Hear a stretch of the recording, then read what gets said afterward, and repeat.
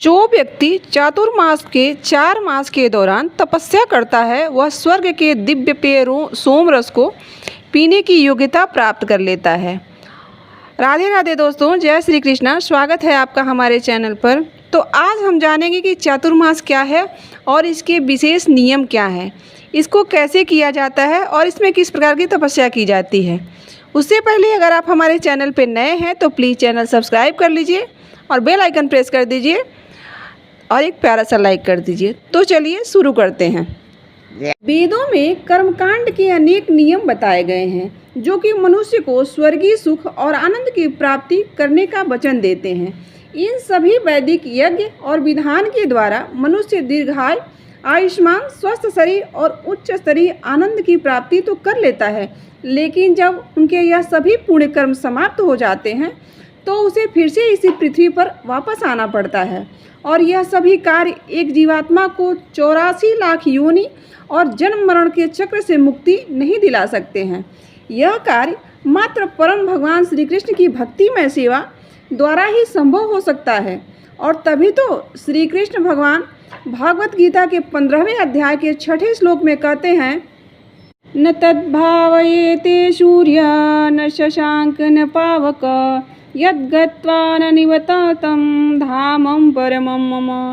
भगवान उस धाम का वर्णन करते हुए कहते हैं कि वो ऐसी जगह है जो खुद के आध्यात्मिक जगत में प्रकाशित है, जहाँ ना तो सूर्य है, ना ही चंद्रमा और ना ही अग्नि और ना विद्युत द्वारा प्रकाशित होता है, जहाँ जाने के बाद किसी को वापस इस भौतिक संसार में नहीं आना पड़ता है। और इसलिए जो भगवान के भक्त होते हैं वे चतुर्मास का पालन करते हैं। भगवान श्री कृष्ण के इस सर्वोत्तम आध्यात्मिक धाम में जाने के लिए उनकी नित्य सेवा में संलग्न होने के लिए करते हैं यह व्रत, किसी भौतिक इच्छा से नहीं। चातुर्मास यानी प्रत्येक वर्ष में आने वाले ये 4 विशेष मास जो आपके आध्यात्मिक जीवन को गति देने के लिए अत्यंत महत्वपूर्ण माने गए हैं। और यह 4 मास हैं श्रावण, भाद्रपद, अश्विनी और कार्तिक। ये वही समय है जब भगवान श्री हरि 4 मास के लिए योग निद्रा में चले जाते हैं और बाकी सभी देवी देवता भगवान की शरण ग्रहण कर लेते हैं। इसलिए इन 4 मास के दौरान किसी भी प्रकार के शुभ और मांगलिक कार्य नहीं किए जाते हैं, जैसे कि विवाह, गृह प्रवेश, मुंडन इत्यादि। इस समय में अधिक से अधिक आध्यात्मिक कार्य को ही करना चाहिए और जितना हो सके पूजा, व्रत, पाठ, आध्यात्मिक चीज़ें ही करें। इस बार यह चातुर्मास आरंभ हो रहा है 17 जुलाई 2024 यानी देवशयनी एकादशी के दिन से और यह पूर्ण होगा 12 नवंबर 2024 मंगलवार यानी देव उत्थानी एकादशी, जिस दिन भगवान उठते हैं।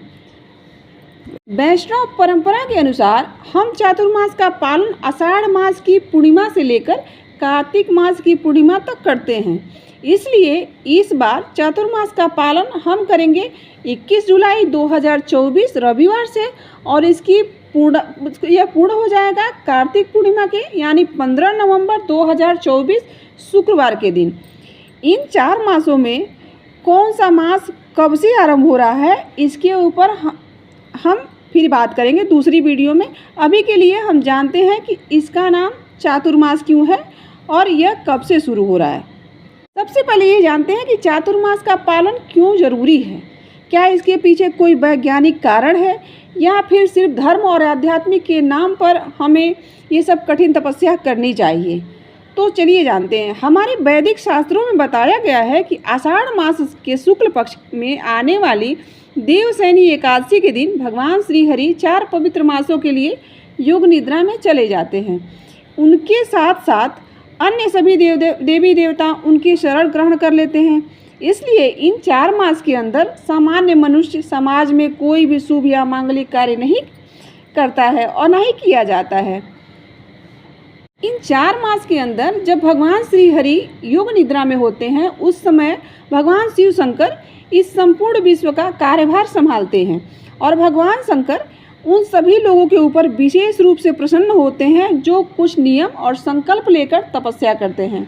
इसलिए इस चातुर्मास में प्रत्येक व्यक्ति को अपनी क्षमता अनुसार कुछ न कुछ संकल्प लेकर तपस्या जरूर करनी चाहिए।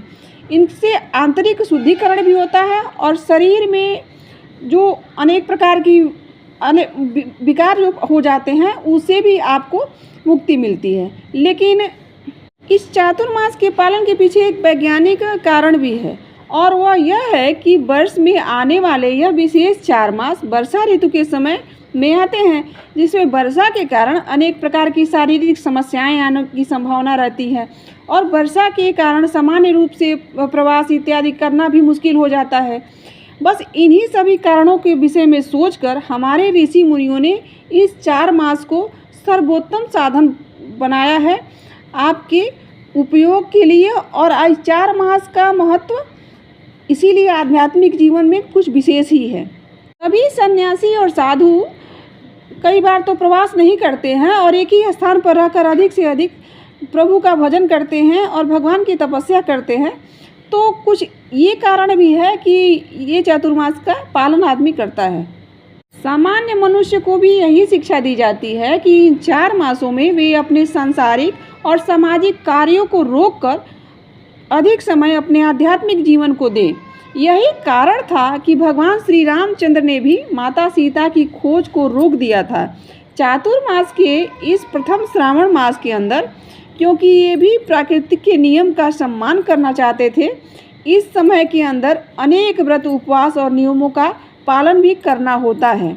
इससे वर्षा ऋतु के समय में भी व्यक्ति का शारीरिक स्वास्थ्य ठीक बना रहता है, क्योंकि वर्षा ऋतु में व्यक्ति के शरीर में कई प्रकार के वात और पित्त रोग भी हो जाते हैं, जिसके प्राकृतिक प्रमाण भी हैं बहुत सारे। आइए अब जानते हैं कि इस विशेष मास का पालन कैसे किया जाता है। इस चातुर्मास के दौरान हर महीने में आपको एक चीज़ का त्याग करना पड़ता है, किसी एक वस्तु का संपूर्ण रूप से त्याग करना होता है। जैसे कि पहले मास यानी श्रावण मास में हरी पत्तेदार सब्जियां यानी पालक, सरसों, और वैसे भी इसके साइंटिफिक लॉजिक भी हैं। आदमी सावन में या फिर बरसात में साग सब्जी हरी पत्तियों से, साग वाले सब्जियों से दूर ही रहता है। इस तरह की पत्तेदार सब्जियां श्रावण मास में नहीं खाने चाहिए। इसके कुछ अपवाद भी हैं, जैसे कि धनिया का पत्ता, कड़ी पत्ता, पुदीना इत्यादि में ले सकते हैं। इसमें मास में यानी उसके अगले मास में यानी भाद्रपद महीने में दही का सेवन वर्जित माना गया है। इसका अर्थ है कि दही और दही से बने हुए पदार्थ जैसे कि छाछ, लस्सी, कड़ी इत्यादि का सेवन नहीं करना चाहिए। भगवान का चरणामृत ले सकते हैं। अब तीसरे मास में यानी अश्विनी मास में दूध और दूध से बने हुए खाद्य पदार्थ नहीं खाने चाहिए, जैसे कि दूध के साथ साथ ऐसे व्यंजन या उसकी मिठाइयाँ या पनीर या खीर, इस तरह की चीज़ नहीं खाने चाहिए। हाँ, उसमें आप भगवान का चरणामृत ले सकते हैं। और चौथे मास यानी कार्तिक मास में उड़द का दाल और उससे बने हुए खाद्य पदार्थों का सेवन वर्जित माना गया है, जैसे कि इडली, डोसा, उत्तपम, दाल इत्यादि नहीं खाने चाहिए। हाँ, ये सब नियम उन्हीं के लिए है जो इस चातुर्मास का पालन करते हैं। आइए अब जानते हैं इस व्रत का पालन कैसे करना चाहिए। इस 4 मास में वर्जित पदार्थों के उपरांत व्यक्ति को इन चातुर्मास के प्रारंभ होते ही अपनी क्षमता के अनुसार कुछ न कुछ संकल्प लेना चाहिए, क्योंकि ये वही सुवर्ण अवसर है जिसे आप भगवान की विशेष भक्ति प्राप्त कर सकते हैं। स्वयं भी परम भगवान श्री कृष्ण की सेवा, चिंतन और कीर्तन में अधिक मात्रा में लगा सकते हैं। अपने आध्यात्मिक जीवन में प्रगति हेतु आप अनेक प्रकार के संकल्प ले सकते हैं, जैसे कि इस 4 मास के दौरान दिन में एक समय ही भोजन करेंगे, या फिर मीठा व्यंजन त्याग देंगे, या फिर मतलब अलग अलग प्रकार के, जैसी आपकी क्षमता हो वैसा आप संकल्प ले सकते हैं। ज़्यादा से ज़्यादा आप महामंत्र का जप करें, हरे कृष्ण हरे राम। इस महामंत्र का अधिक से अधिक आप जाप करें। वैदिक ग्रंथ जैसे कि श्रीमद् भागवत गीता, चैतन्य चरितामृत इत्यादि का अध्ययन करना उसमें अच्छा होता है।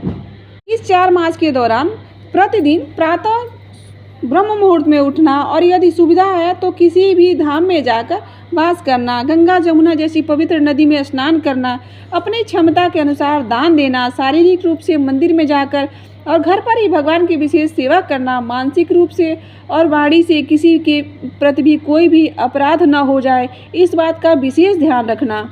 इस 4 मास में व्यक्ति को ब्रह्मचर्य का पालन भी करना चाहिए। अधिक निद्रा का त्याग करना चाहिए, संभव हो तो ज़मीन पर सोना चाहिए।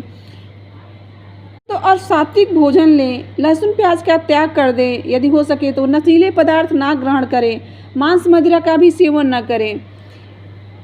चातुर्मास में लोगों के विषय में भला बुरा ना बोलें, किसी के लिए अपशब्द का प्रयोग ना करें।